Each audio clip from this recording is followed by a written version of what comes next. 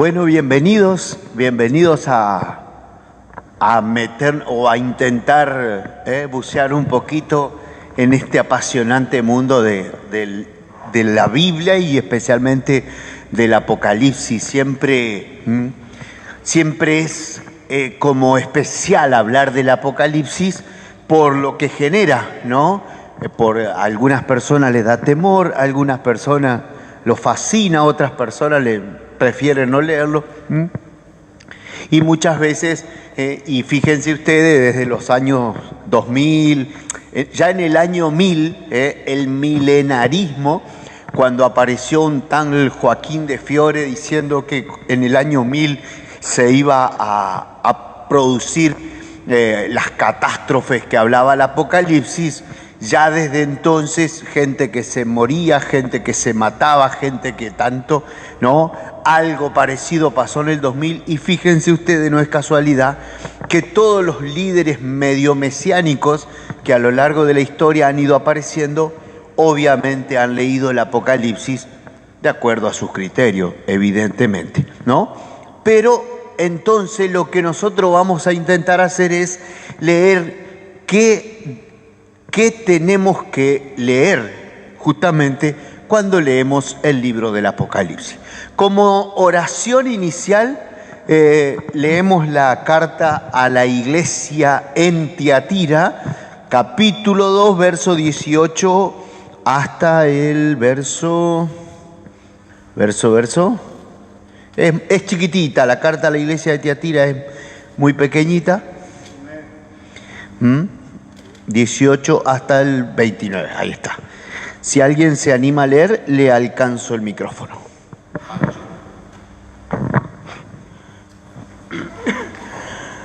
Al ángel de la iglesia de Tiatira, escríbele: esto dice el Hijo de Dios, el que tiene los ojos como las llamas de fuego y los pies como bronce lustrado. Conozco tus obras, tu amor y tu fe, tu paciencia y tu honradez, tus obras recientes mejores que las precedentes. Pero tengo contra ti que tolerás a Jezabel, que se declara profetiza y engaña a mis siervos, conduciéndolos a la inmoralidad sexual y a comer carne sacrificada a los ídolos. Le he dado tiempo para que se arrepienta y no quiere arrepentirse de su prostitución. Mira, a ella la postraré en cama y a los que me cometieron adulterio con ella, si no se arrepienten de su conducta, les enviaré sufrimientos terribles. Daré muerte a sus hijos y sabrán todas las iglesias que soy yo quien examina extrañas y corazones, para retribuirle a cada uno según sus obras. A los demás de Tiatira les digo que si no han aceptado esa doctrina ni aprendido los supuestos secretos de Satanás, no les impediré otra carga. Basta que conserven lo que ya tienen hasta que yo vuelva. Al vencedor, al que permanezca fiel hasta el final, le daré poder sobre las naciones. Los apacentará con vara de hierro, los quebrará como vaso de arcilla, y el poder que recibí de mi Padre, y le daré la estrella matutina. El que tenga oído, que escuche lo que dice el Espíritu a las iglesias.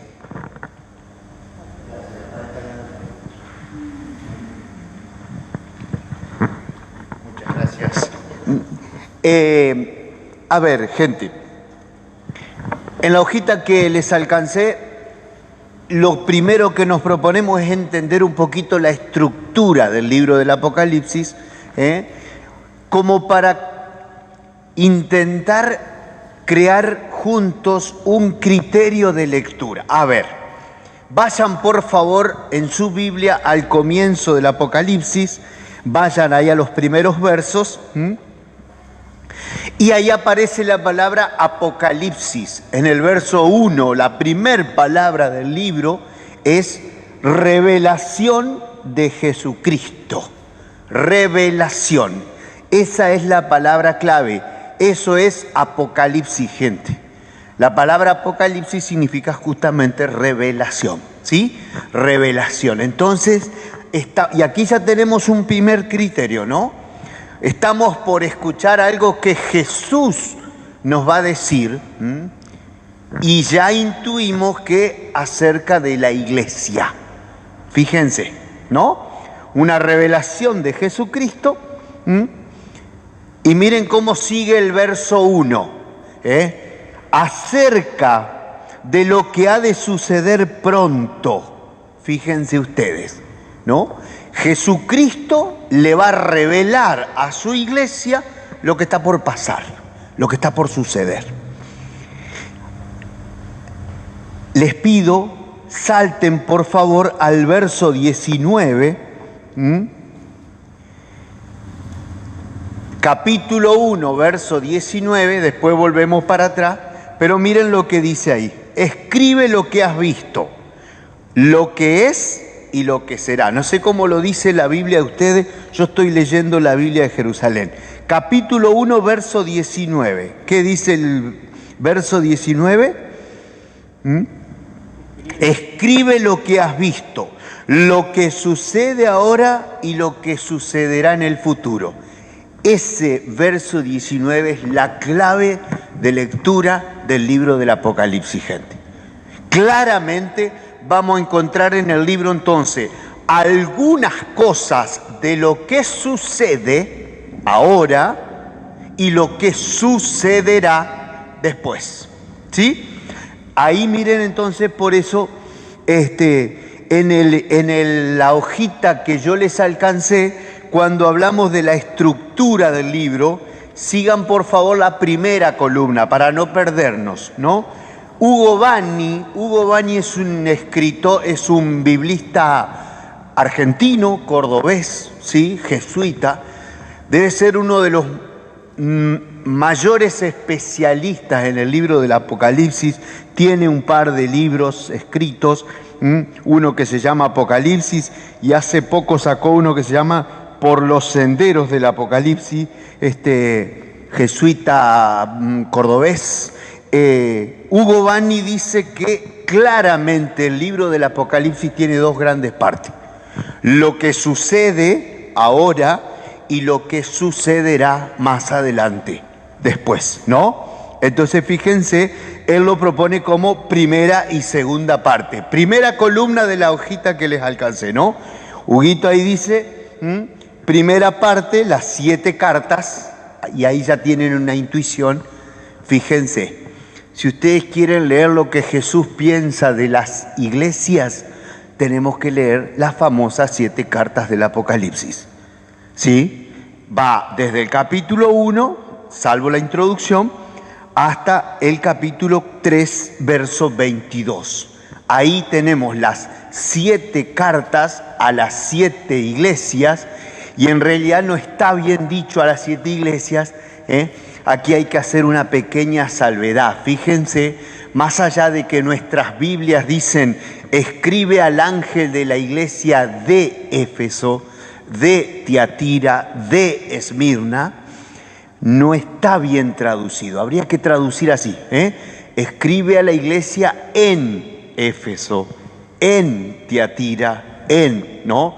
Es la iglesia de Jesús en distintos lugares. Obviamente había más de 7 iglesias en torno a Éfeso en el año 100 y pico. Evidentemente es un recurso literario para poner 7 iglesias en las que se expresa todas las iglesias, ¿me entienden?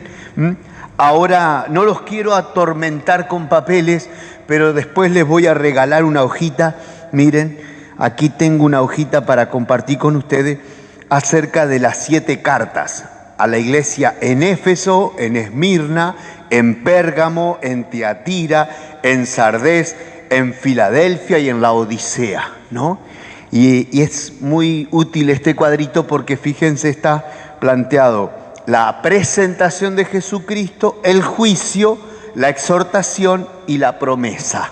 En las 7 cartas tiene el mismo esquema, gente, ¿sí? Un juicio de Jesús a la iglesia, Fíjense, en la de Tiatira le dice, tenés muy buenas obras, ahora mejor que antes. Como diciendo, has mejorado, le dice Jesús a la iglesia de Tiatira, ¿no? Pero tengo que reclamarte que está Jezabel dentro tuyo. Bueno, ya vamos a entender por qué. Entonces, el esquema de las cartas es el mismo. Un título de Jesús, una apreciación. Fíjense, la carta a la iglesia de Filadelfia, la sexta carta, es la más positiva de todo porque no tiene ningún reclamo, no tiene ningún problema. La iglesia de Filadelfia, fíjense ustedes, ¿no? He abierto delante de ti una puerta, qué sé yo.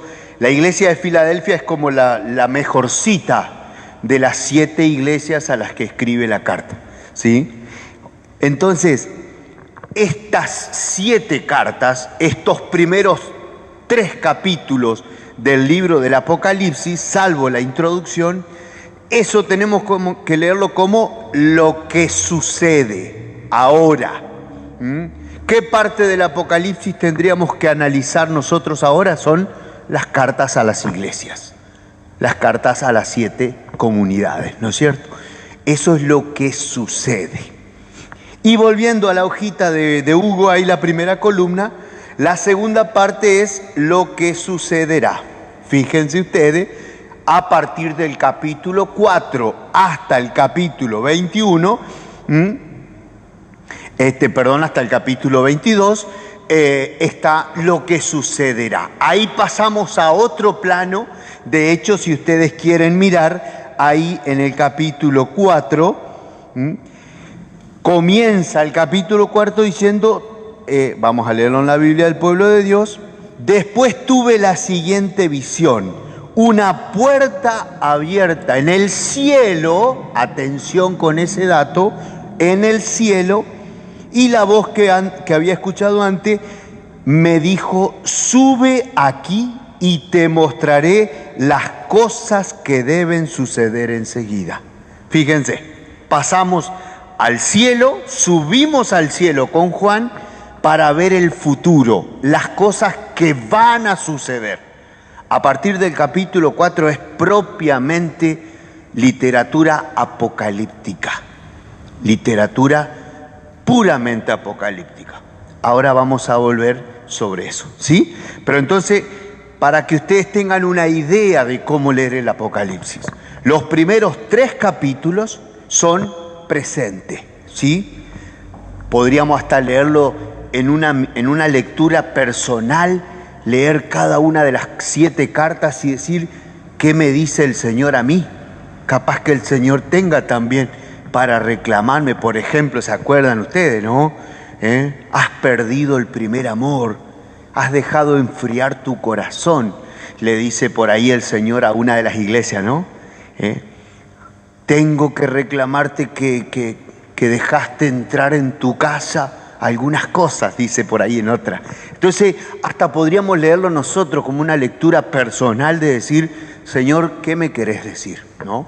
Recordando incluso aquella fórmula tan hermosa, el que pueda escuchar, escuche lo que el Espíritu dice a las iglesias. Atención con eso. Lo que Jesús en este momento le está diciendo a la iglesia, ¿no? Mediante sus crisis, mediante sus peligros, mediante sus problemas, mediante qué nos está diciendo el Espíritu a la iglesia, porque es el Espíritu el que siempre guía a la iglesia, ¿no?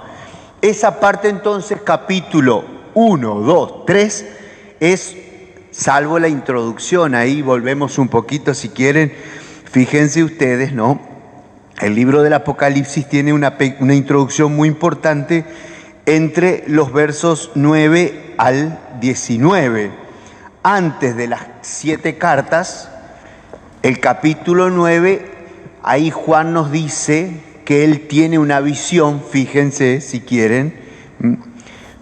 Yo, Juan, vuestro hermano y compañero de la tribulación, del reino y de la paciencia en Jesús, me encontraba en la isla de Patmos a causa de la palabra de Dios y del testimonio de Jesús. Caí en éxtasis el día del Señor. Verso 10, ¿no?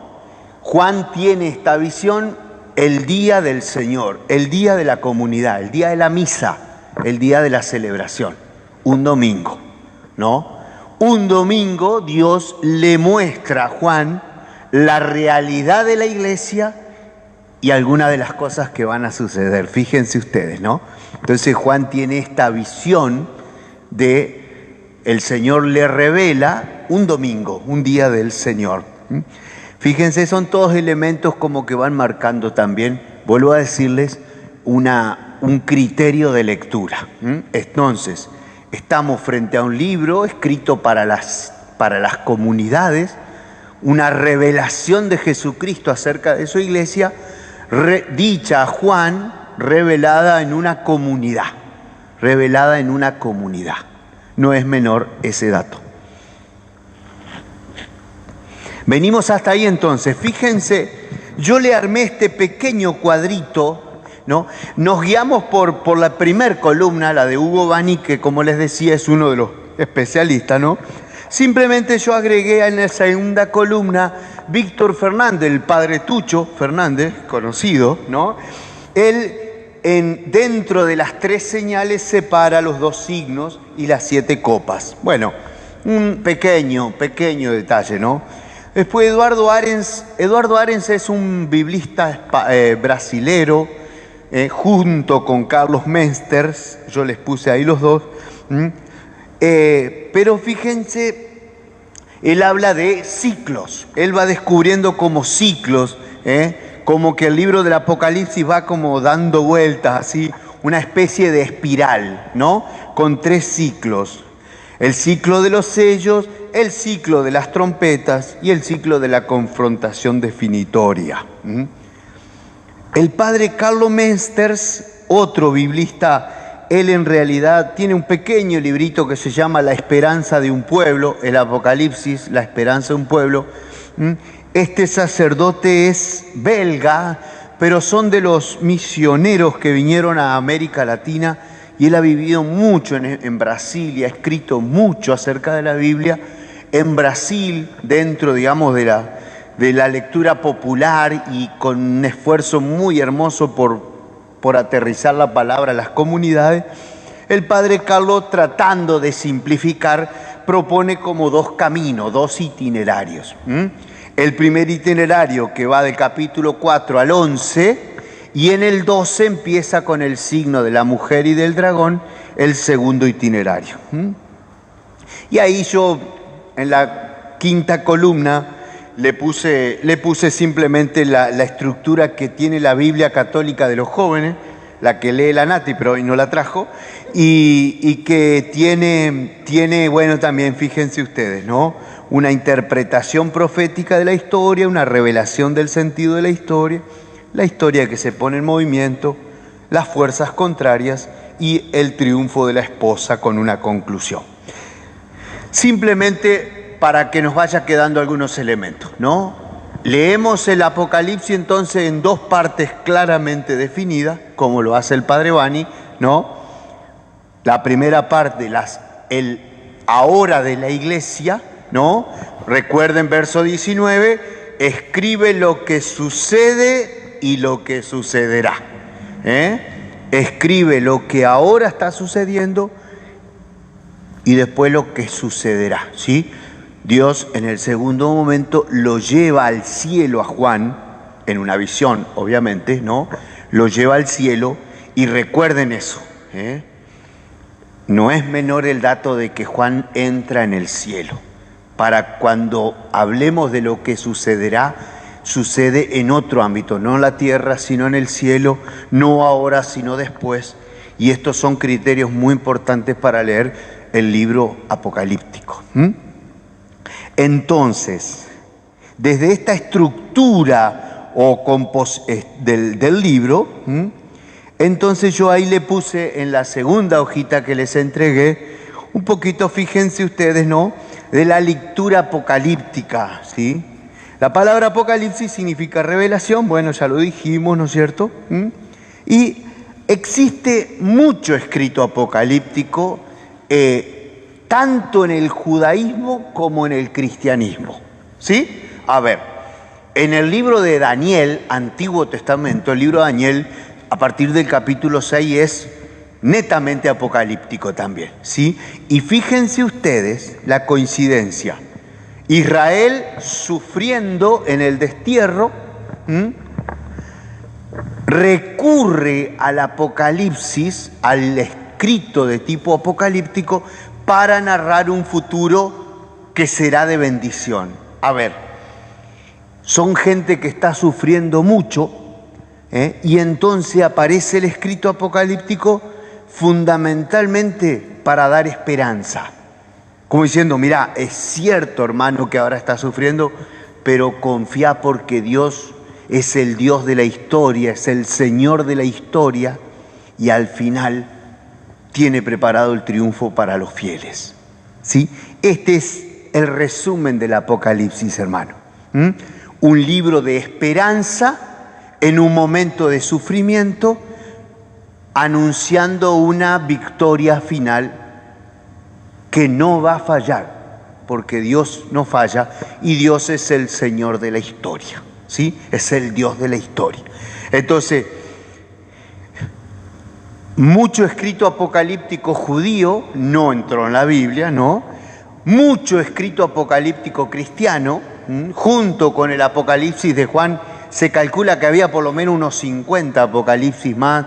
Hay uno muy famoso de Pedro, que se encontró hace unos años en la Guinizá del Cairo, un lugar que se encontró mucho libro, mucho pergamino, en la parte de atrás de una sinagoga en el Cairo, en Egipto.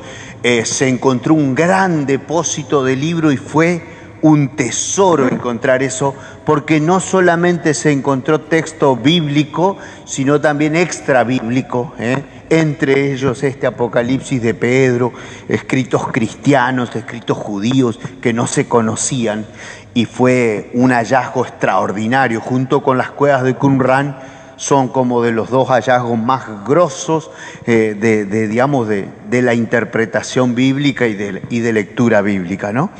Entonces, el Apocalipsis de Pedro, hay otros apocalipsis más que no entraron en el canon bíblico, pero que evidentemente responden a un tiempo, ¿sí? Prácticamente a partir del siglo II, la iglesia empieza a ser perseguida, ¿sí? La iglesia, después del año 70, ya empiezan las primeras dificultades, ¿no? Con el judaísmo, y años 90, 100, ciento y pico, persecuciones. Y frente a la persecución, el cristianismo recurre también al Apocalipsis para animar a los creyentes, ¿no? Y en ese sentido, fíjense ustedes, una animación muy sutil, porque está en un lenguaje difícil de entender, por si los encontraban los enemigos que no entendieran mucho de qué se trataba. Entonces, todo el tema del lenguaje cifrado, de los signos, del simbolismo, eso, si Dios quiere, lo vamos a hablar el próximo viernes, pero se los dejo ahí como al comienzo, ¿no? Entonces, fíjense ustedes, Apocalipsis y profecía. Aquí se juntan dos palabras muy importantes, gente, y miren qué lindo lo que dice el padre Hugo ahí. Fíjense, ¿no? El Apocalipsis Dios revela. Dios nos ayuda a comprender, nos da una clave interpretativa de los hechos que vivimos. Pero esta línea apocalíptica se engancha con y se aplica en otro género literario, el de la profecía. ¿Sí? La profecía nos dice que este rol interpretante exige y reclama la puesta en práctica del mensaje. Requiere una purificación, solicita una atención esforzada a la historia y a Dios, una apertura espiritual e intelectual respecto a lo nuevo que avanza. ¿Sí? Ahí en la hojita, le estoy leyendo la hojita que les alcancé, ¿no es cierto? Entonces, fíjense ustedes, no es solamente revelar y decir, mira qué lindo lo que va a pasar, sino que exige una actitud nuestra. Y en ese sentido es profético. No es solamente revelar para decir, mirá, qué lindo, esto va a pasar. No, no, sino que requiere una actitud. Por eso hablamos de profética. El profeta siempre trae una palabra de Dios que invita a un cambio de vida. Siempre exige la reacción del que escucha, en este caso del que ve, ¿no? Las revelaciones. Venimos hasta acá, gente. Entonces, estoy medio desordenado porque le estoy tirando mucha información, pero vamos a tratar de ir sintetizándola. Apocalipsis de San Juan, ¿no? Ahora vamos a ver, ahí yo les puse, no les quiero crear un conflicto en sus cabezas, pero fíjense ustedes, el padre Hugo Bani dice, el Apocalipsis no fue escrito, fíjense ahí por la mitad de la página del segundo párrafo. Hoy en día casi nadie duda de que el cuarto evangelio y el Apocalipsis son dos autores, dos escritores diferentes. No sería Juan del Evangelio, aunque la tradición se lo atribuye al mismo Juan, ¿sí? De hecho, él se llama Juan, yo Juan vi, ¿no? El Señor me tocó en el hombro y me dijo, levántate, fíjense. Ahora, ese uso del nombre de Juan probablemente tenga que ver con lo que llamamos ahí el seudónimo o la pseudonimia, ¿no? Que este hombre, discípulo de Juan, use el nombre del maestro para darle más importancia a su escrito. Esto ya lo vimos cuando hablamos de la Biblia en general, ¿no es cierto? La pseudonimia o el uso de nombre, ¿sí? Entonces, gente, un escrito para motivar la esperanza, para sostener a los cristianos en un momento de sufrimiento, y que intentará entonces una lectura de la historia para demostrar que Dios es el Señor de la historia y que esa historia termina bien por la promesa. Aunque parezca que todo se va abajo, aunque parezca que todo se va sin embargo, la palabra nos habla del triunfo final de Dios y de su proyecto, de su plan, ¿no? Por eso, fíjense ustedes, el título que yo les puse es Esperanza para el pueblo de Dios. Se lo tomé prestado al padre Mesters, ¿no? La esperanza de un pueblo. Es decir, es un libro de esperanza. Y así hay que leerlo. Un libro de esperanza. Ustedes me van a decir, sí, pero ¿cómo entender los signos? Tranqui. Vamos paso a paso, diría el amigo Mostaza. Vamos paso a paso, pero vamos tomando algunos elementos entonces que nos vayan sirviendo. La primera parte del libro, lo que sucede expresado en las 7 cartas a las iglesias. La segunda parte, capítulos 4 hasta el final, lo que sucederá ya en un cambio de plano en el cielo, viendo una visión. Hasta ahí llegamos. Fíjense ustedes después el libro, y recuerden lo que decíamos de don Eduardo Ares, que habla de ciclos, ¿no? Va a ir avanzando el libro del Apocalipsis, quizá ustedes tengan un poquito de la memoria, se acuerdan ustedes jugando mucho con el número 7. 7 cartas, después vienen los 7 sellos, las 7 trompetas, las 7 sellos, trompetas, ¿qué más me está faltando? Uy, se me escapó algo. A ver, esperen, por aquí lo tengo. Las 7 sellos, trompetas, copas, ¿no? Así avanza el libro del Apocalipsis, dando como una especie de espiral, siempre con el número 7, que es como una especie de plenitud, ¿no? Y en definitiva, bueno, vamos a ir leyendo desde ahí algunos parrafitos, tratando de comprender, por ejemplo, todo el tema del simbolismo, ¿no? Y vamos a terminar compartiendo, si es posible, algunas claves teológicas para leer el Apocalipsis. ¿Qué dice de Dios? ¿Qué dice de Jesús? ¿Qué dice de la iglesia? ¿Qué dice de la historia? Serían como 4 claves muy interesantes para poder acercarnos a este libro y poder descubrir la palabra que el Señor nos quiere dar. Venimos hasta acá, gente. ¿Muy complicado lo que estoy diciendo o no? ¿Viene entendible? Bien. Vamos a concentrarnos en la primera parte y para esto les voy a entregar esta hojita de las 7 cartas.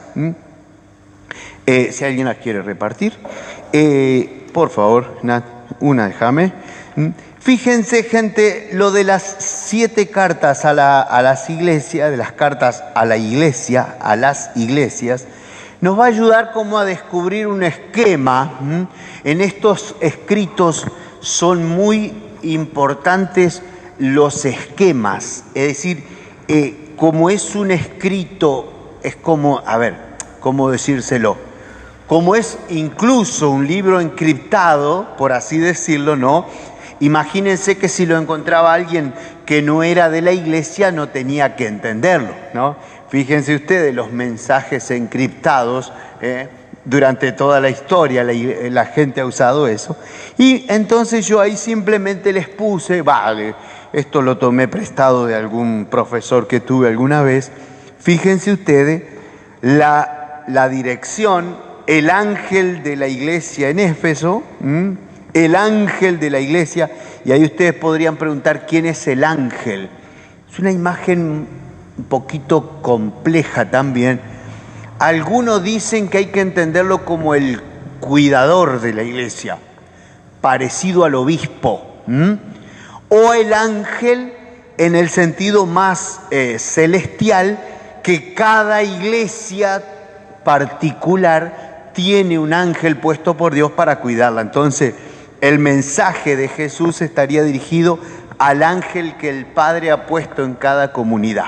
De todas maneras, se trata de quien cuida, de quien encabeza la iglesia, sea un personaje celestial o sea alguien más terrenal, tipo el obispo o el encargado de la comunidad. Ese es el ángel, el que tiene que cuidar a esa iglesia, el que tiene que cuidar en realidad a esa porción de la iglesia, ¿sí? Fíjense, obviamente, siempre es el mismo encabezado, al ángel de la iglesia en tal lugar. Miren los títulos de Jesús. Esto es muy interesante. Los títulos, la autopresentación de Cristo, le dice nuestra hojita, pero en realidad son los títulos que el Apocalipsis le va dando a Jesús. Fíjense ustedes, ¿no? El que tiene las 7 estrellas en su mano, el que camina en medio de los 7 candelabros de oro, ¿no? El primero y el último, ese le suena, ¿no? El primero y el último, aquel que estuvo muerto y ahora vive. Fíjense, son frases famosas del Apocalipsis, ¿no? El que tiene la espada de doble filo, fíjense, el Hijo de Dios que tiene los ojos como llama de fuego y sus pies como de bronce, esa la leyó Pancho a la iglesia de Tiatira, ¿no? El que tiene los 7 espíritus de Dios y las 7 estrellas, de nuevo las 7 estrellas. El santo, el veraz, el que tiene la llave de David, que cuando abre nadie cierra y cuando cierra nadie abre, ¿no? Y por último, el amén, el testigo fiel y veraz, el principio de la creación de Dios. Estos títulos de Jesús van como armando una presentación de Cristo. Después van a volver a aparecer contemplados por Juan en el cielo. Y esto nos da un dato muy interesante. Fíjense, ¿no? El Jesús que reina en el cielo es el mismo que conoce y habla a las iglesias de la tierra. Esto es un dato muy interesante. No estamos hablando de alguien fuera de nosotros. No.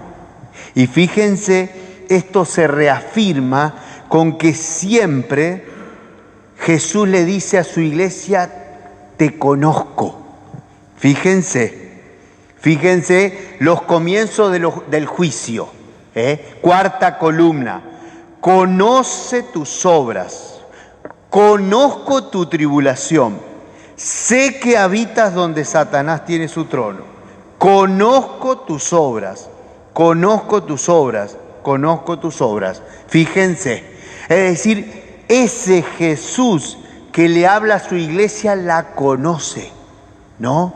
Más allá del título divino, el que tiene las 7 estrellas en su mano, el que camina entre los candelabros, el que es veraz, el justo, el santo, el Hijo de Dios, le dice a su iglesia: yo te conozco, yo te conozco. Fíjense qué maravilla esto, ¿no? El Señor conoce la realidad de su pueblo y de sus hijos. Entonces, como les decía, ese juicio siempre tiene algún aspecto negativo, salvo la iglesia de Filadelfia, ¿no? Algún reclamo del Señor siempre hay. Y fíjense, digo, forma parte también de nuestra vida, ¿no?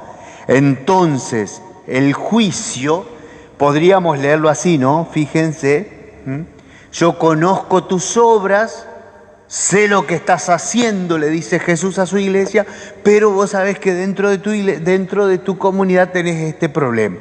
Fíjense ustedes, ¿no? Has abandonado el primer amor, le dice a la iglesia de Éfeso. Te has olvidado del primer amor. La segunda, fíjense ustedes, ¿no? Dices que eres pobre, pero en realidad eres rico, le dice a la iglesia de Esmirna. Esa también es bastante positiva. La segunda y la sexta carta son positivas, ¿no? Fíjense a la iglesia de Pérgamo. Tengo que reprocharte que dentro de vos, de tu iglesia, aparecen los nicolaitas, una secta, No me acuerdo de todo, tendríamos que volver a leerlo y leer las notas que nos propone la Biblia, ¿no? Era una secta que había ahí dentro de la iglesia de Pérgamo, por ejemplo, ¿no? Fíjense a la iglesia de Tiatira, está la Jezabel, dejas hacer a Jezabel, ¿no? Parece ser que de nuevo era alguien que incitaba a los cristianos al desorden y qué sé yo, qué sé cuánto, ¿no? Fíjense ustedes, a la iglesia de Sardés es muy dura también. Pareces viva, pero estás muerta, le dice. Se ve que había mucha apariencia en esta comunidad. Mucha apariencia, mucha cáscara, pero estás muerto, dice.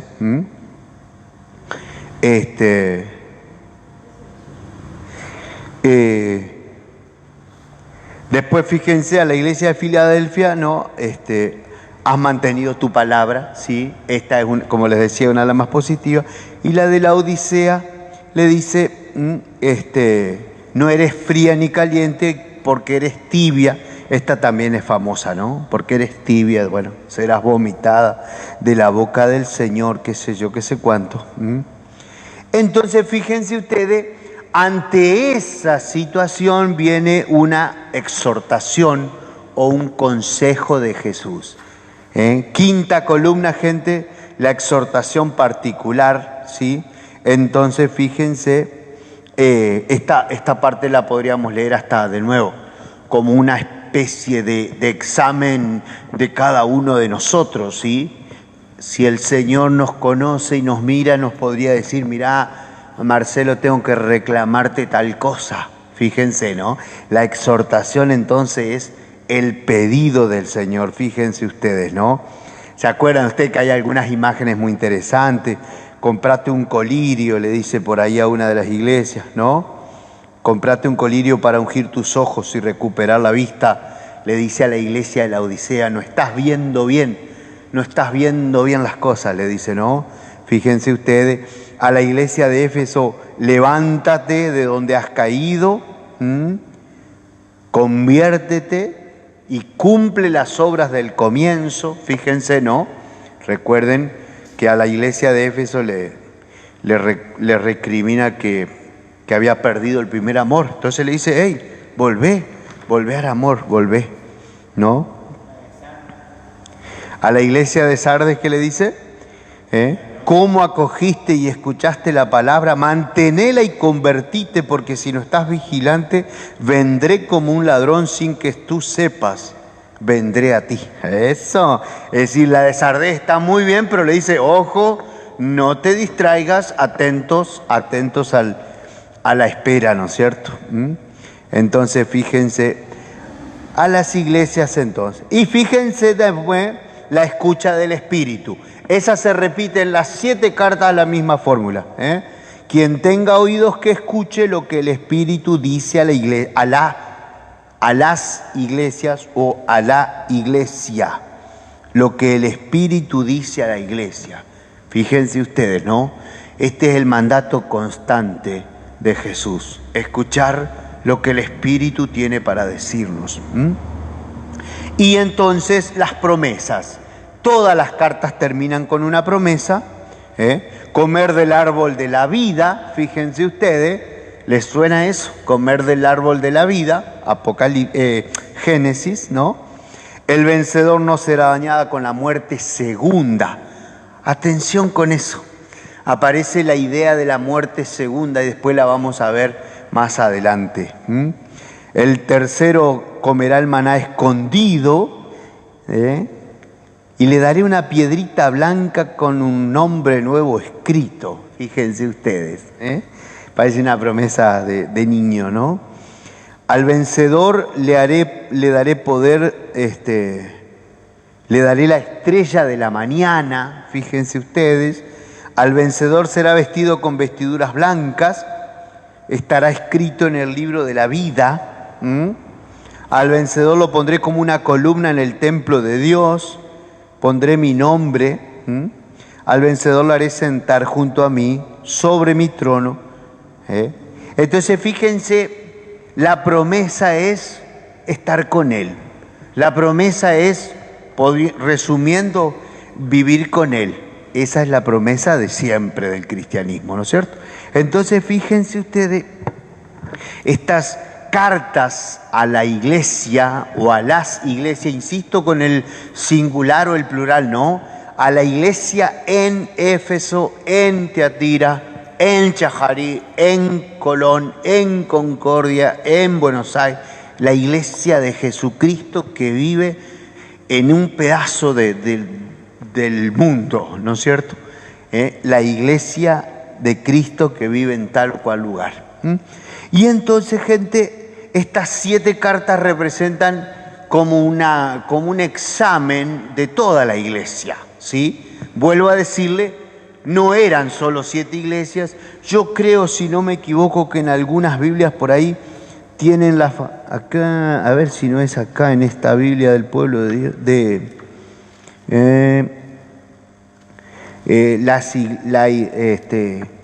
en alguno de los mapas por ahí, yo me acuerdo que la Biblia, yo creo que la Biblia, la nuestra, la del pueblo de Dios, en algún mapita por ahí, o en el Nuevo Testamento. ¿Se acuerdan del Nuevo Testamento, Violetita? Que es el libro de la Nueva, gracias, que es la prehistoria de esta Biblia, ¿no? Tiene un mapa, sí, es la prehistoria porque fueron los primeros que se tradujo los evangelios y las cartas de Pablo.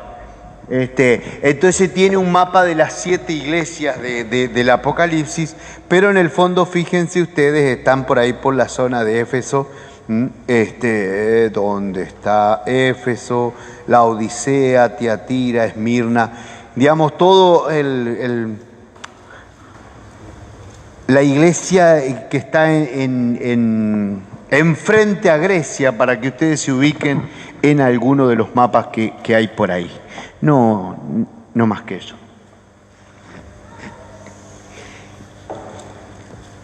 ¿Estoy muy entreverado o se va entendiendo más o menos por dónde va la cosa? ¿Sí? Vuelvo a insistirle, tenemos que leer con este doble criterio. Si yo leo una de las 7 cartas, es lo que está sucediendo ahora, ¿no? Una mirada de Jesús sobre su iglesia, donde dice, te reconozco tal cosa, pero te tengo que pedir esto, dice el Señor, ¿no? Una llamada a una conversión constante de la iglesia, recordando las promesas, fíjense ustedes, ¿no? Es decir, recordando las promesas que el Señor nos ha hecho. Esta es la primera parte del libro del Apocalipsis.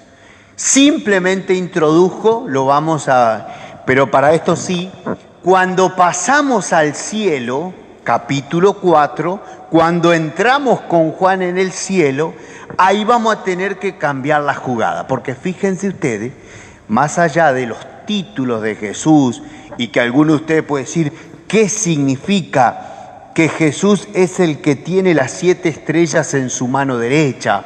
¿O qué significa que Jesús es el que tiene la espada de doble filo en la boca? ¿No? Son imágenes que más o menos entendemos, ¿sí? Pero claro, cuando entremos en el cielo y ustedes me digan, ¿pero qué significa el caballo blanco con alas y con ojos y con...? Bueno, ahí vamos a intentar charlar un poquito el próximo viernes de lo que es el simbolismo, ¿sí? Todo el tema del simbolismo y cómo interpretar un poquito eso, ¿sí? Recuerden, sí, que estamos en el ámbito de lo celestial, es decir, en el cielo, y es una representación de Dios que es el Señor de la historia. Ese dato no se lo olviden. Por eso, cuando se acerquen al Apocalipsis, acérquense a leer un texto donde Dios es el Dios de la historia, que cuida a su pueblo, aunque a veces pase por situaciones horribles, ¿no? Y que siempre nos promete que al final Él triunfará. Y entonces, si triunfa Jesús, triunfa su iglesia, su esposa, la esposa celestial y terrenal, que es la iglesia, ¿no? Por eso también, y fíjense ustedes, ya lo hemos dicho más de una vez, cuando leemos el capítulo 12 del Apocalipsis, la mujer del libro del Apocalipsis no es María, aunque nosotros se lo atribuimos a María, leemos ese texto en las fiestas de María. La mujer del Apocalipsis en primer lugar es la iglesia, ¿sí? En una apropiación podemos leerlo como María, pero en realidad la mujer del Apocalipsis es la iglesia, ¿sí? Y vamos a ver las peripecias de esa iglesia, que parece en algunos momentos que ya cae, no, y Dios siempre la salva, ¿no? Entonces, hasta ahí llegamos hoy, nos quedamos con estas cartas a la iglesia, el momento del presente, y si ustedes quieren podemos leer 2 textos como para terminar. Vamos a leer la introducción del libro. Busquemos por favor Apocalipsis 1:1-4, 1:1-4, el prólogo, ¿sí? Nuestra Biblia del Pueblo de Dios también separa las dos partes del libro. Fíjense, ¿no? Después del prólogo aparece el título grande, Lo que sucede, carta a las 7 iglesias de Asia.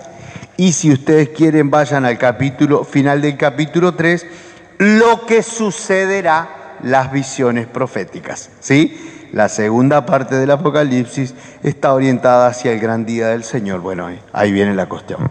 Entonces, si tienen a mano, por favor, vamos a leer los primeros 4 versos del libro. Es el prólogo, es la introducción.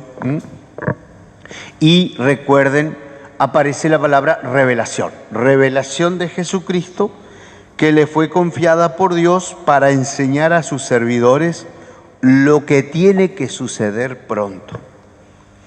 Él envió a su ángel para transmitírsela a su servidor Juan. Este atestigua que todo lo que vio es palabra de Dios y testimonio de Jesucristo. Feliz el que lea y felices los que escuchen las palabras de esta profecía y tengan en cuenta lo que está escrito en ella, porque el tiempo está cerca. Fíjense, ¿no? Hay 3 claves, 3 datos interesantes en esta pequeña introducción, ¿no? Lo que siempre dice el Evangelio de Juan, que cuando escuchamos a Jesús en realidad escuchamos al Padre, ¿no? Revelación de Jesucristo que le fue confiada por Dios para enseñar a sus servidores, ¿no? Segundo, feliz el que lea y felices los que escuchen las palabras. Este libro ha sido escrito para ser proclamado, para ser leído, para ser escuchado. Feliz el que lea y felices los que escuchan. Fíjense, ¿no?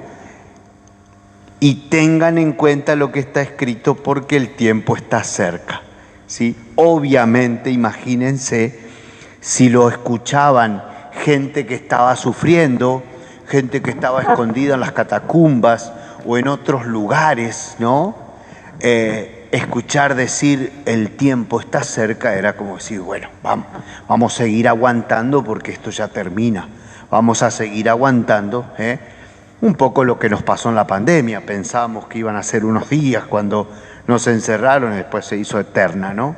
Pero un poco era, vamos a sostenernos porque el tiempo está cerca.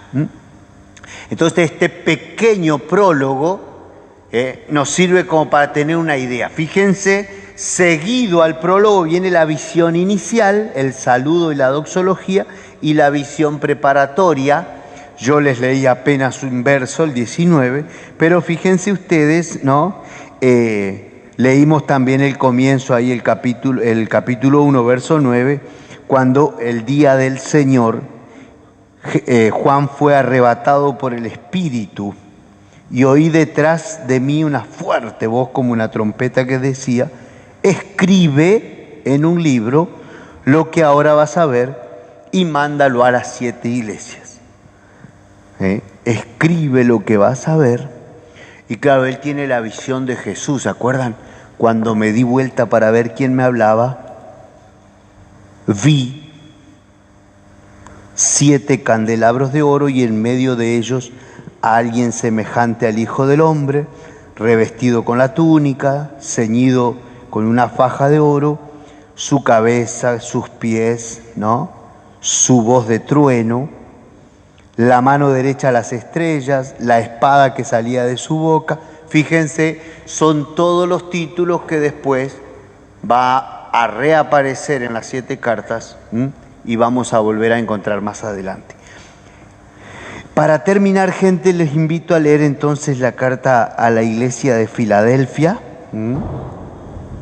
Vuelvo a decir, yo por lo menos me gusta porque es la más positiva. Es una iglesia humilde. ¿Sí? Fíjense, escribe al ángel de la iglesia de Filadelfia, el santo, el que dice la verdad, el que posee la llave de David, el que abre y nadie puede cerrar, el que cierra y nadie puede abrir, afirmo, yo conozco tus obras, he abierto delante de ti una puerta que nadie puede cerrar, porque a pesar de tu debilidad, has cumplido mi palabra sin renegar de mi nombre. ¡Qué hermoso! A pesar de tu debilidad, has cumplido mi palabra sin renegar de mi nombre. Fíjense, obligaré a los de la iglesia de Satanás que mienten, la sinagoga de Satanás, que miente porque se llaman judíos y no lo son, a que se postren delante de ti y reconozcan que yo te he amado. Qué maravilla, gente, ¿sí? La iglesia de la sinagoga de Satanás, recuerden ustedes, la crisis con el judaísmo todavía persiste en la iglesia ahí por los años 100, ¿no? La sinagoga de Satanás, que reconozcan que yo te he amado. Miren qué cosa más hermosa, ¿no? Ya que has cumplido mi consigna de ser constante, yo también te preservaré en la hora de la tribulación que ha de venir sobre el mundo entero para poner a prueba a todos los habitantes de la tierra. Yo volveré pronto, conserva firmemente lo que ya posees para que nadie pueda arrebatarte la corona. Haré que el vencedor sea una columna en el templo de mi Dios y nunca más saldrá de allí. Y sobre él escribiré el nombre de mi Dios y el nombre de la ciudad de mi Dios, la nueva Jerusalén que desciende del cielo y viene de Dios, y también mi nombre nuevo. El que pueda entender, entienda lo que el Espíritu dice a las iglesias. Quería terminar esta noche con esta carta porque Jesús le dice a su iglesia: tendrán que reconocer que yo te he amado. Miren qué maravilla, ¿no? Ahí el verso 9. Y yo te preservaré en la hora de la tribulación. ¿Sí? El Señor que ama a su iglesia y cuida a su iglesia. Con esta idea terminamos este primer encuentro. Les propongo para el próximo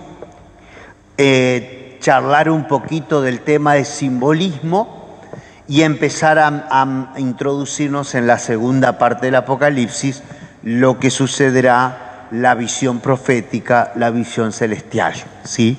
Como les decía, les había preparado una hojita, pero no los quiero atormentar con hojas, se las doy el viernes que viene, cómo el Apocalipsis va, digamos, armando la estructura, ¿no? Recuerden ustedes siempre el tema del 7, los 7 sellos, ¿se acuerdan, no? Cuando no hay quien abra los sellos, hasta que aparece el Cordero, y entonces hay fiesta porque el Cordero empieza a abrir los sellos. Con el 7º sello aparecen las trompetas, y al final de las trompetas aparecen las copas, y al final de las copas aparece, digamos, la confrontación final entre la Babilonia y la Jerusalén, y bueno, y ahí terminaremos descubriendo un poco el sentido teológico o los criterios teológicos para leer juntos el Apocalipsis.